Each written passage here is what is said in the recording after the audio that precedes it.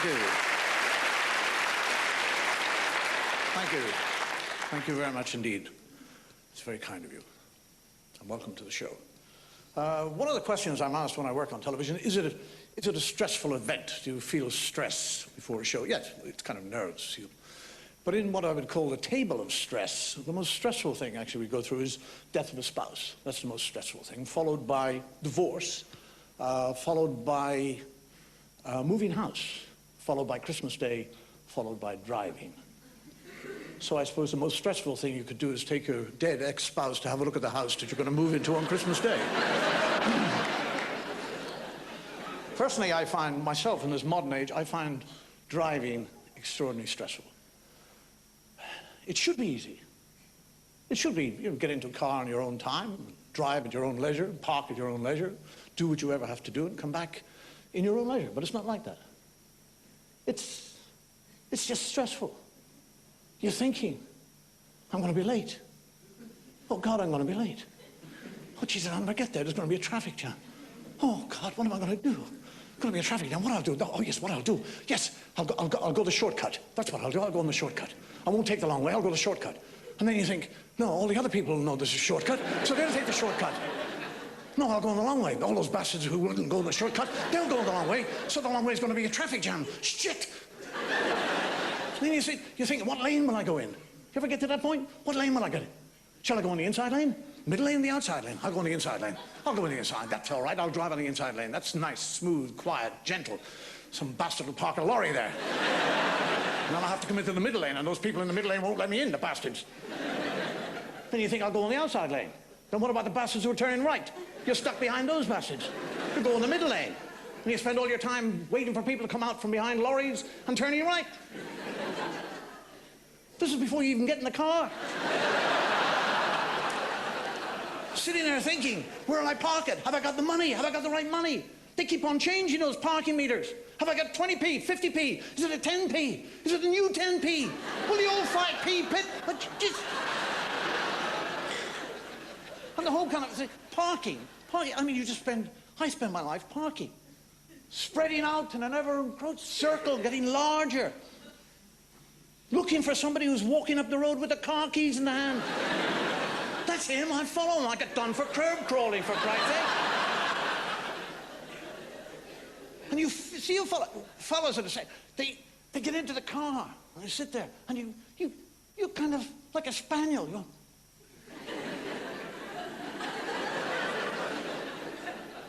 And they go. They get on the phone. Women, I love women, but Jesus, women. Why can't they just get into a car and drive off? I say to her, are you leaving? Yes. And she gets in. And she spends half an hour rummaging in her handbag looking for her car keys. Why in the name of Christ do women put so much crap in their bags? They just swirl it all around. Have you ever seen them? They just that's not him. They keep on putting the crap back in again.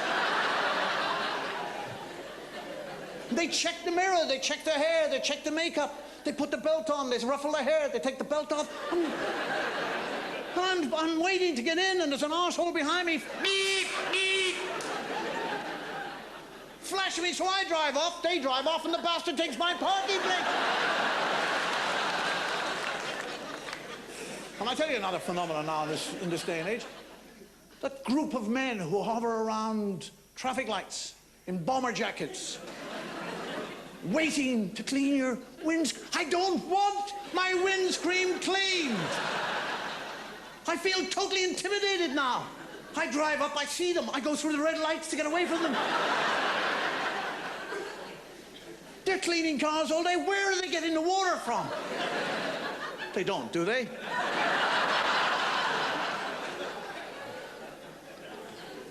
Jesus. And that's their whole business now. They sell flowers now, sell newspapers. In the summer, they sell you cold drinks. In winter, they're selling hot drinks. Where do they get the water from? Tell you what, being a motorist, one of the most irksome thing about being a motorist is to stand or be in traffic that's slowly moving and be continually passed by a pedestrian. He does it 3 or 4 times, and you're thinking, you bastard! Why don't you walk around the block? Go the other way, you asshole! And actually, being a pedestrian, that's great. To walk past the same motorist 3 or 4 times. If you really want to get up the nose of a motorist, stand at the zebra crossing. And don't do anything, just stand there. And they stop, and they go.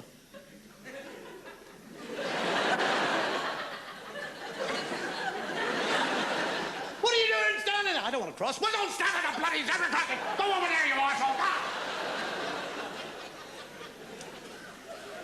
I don't really know with cars. Cars are extraordinary, what they bring. We become totally territorial. Have you noticed that within yourself? When you're in a car, you become territorial. You'll fight for an inch, a yard, a centimetre. You sit there blowing your horn at somebody in front of you who hasn't taken up that 6 inches between him and the next guy. Come on, asshole, move up, what are you doing now? And why does that happen when you're in a car? You don't do that when you're a pedestrian, do you? You don't feel territorial when you're walking up the road, do you? You don't feel aggressive. You bump into somebody as a pedestrian. You don't back off and say,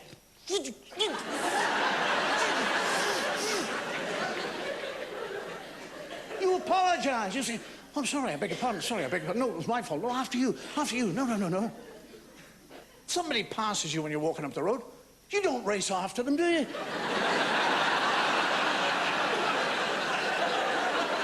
Go up and you bastard, get up.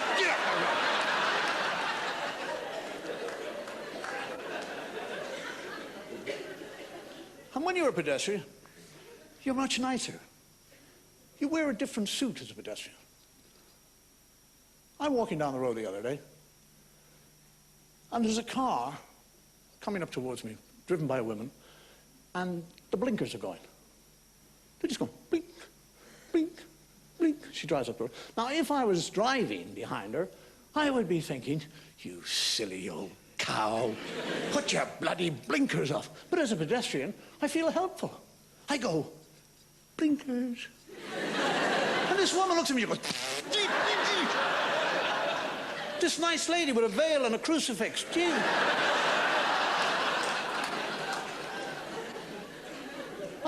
I mean, the change that takes place in yourself. I was walking down the road recently. It's a little old woman standing on the, and she said,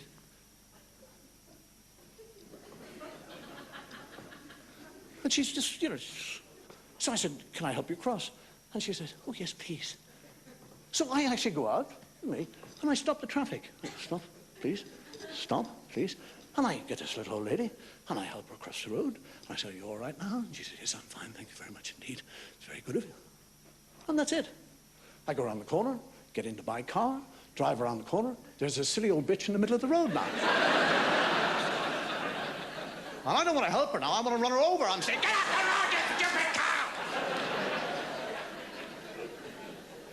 And have you noticed as a driver, once you get behind the wheel of a car, you call into question the legitimacy of every other driver.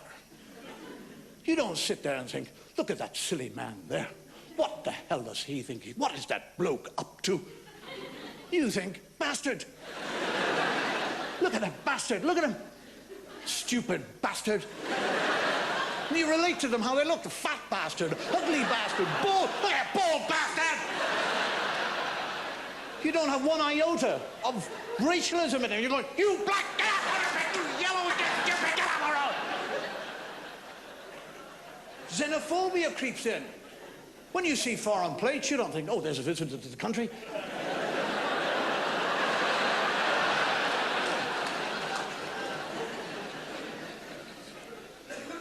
And there's the thing of ourselves. We consider ourselves to be the perfect driver.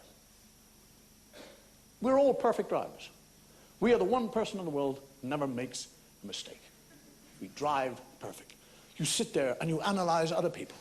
See somebody trying to park and you're thinking, stupid bastard.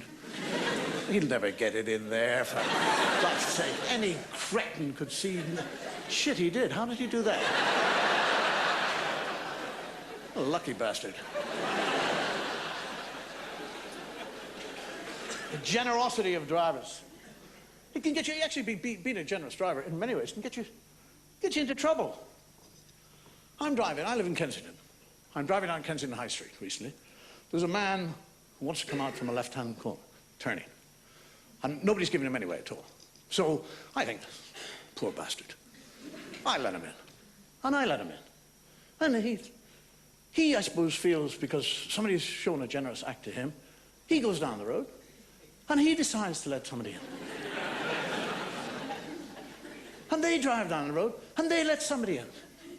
So by the time I get to Hammersmith, there's 18 cars in front of me that wouldn't have been there, and I'm thinking, what did I do? What did you do that for? What? And there is the point. Have you ever been when you offer what I would call generosity as a driver? When you let somebody in and they acknowledge that. They just little beep on the horn, and you feel a glow swelling all over you. And you're sitting there thinking, I'm Mr. Nice Guy. There's two of us. There's not all bastards, there's two of us. We're nice. And he acknowledges. And you feel very good. But if he doesn't acknowledge it, have you been in that situation? You want to kill. I'm sitting there, and if he doesn't acknowledge, he just goes out, and I think, you swine, you prat, by Christ, that is the last time I will ever do that for you. The chances of meeting this driver again don't exist. So you avenge yourself on some poor innocent bastard the next day.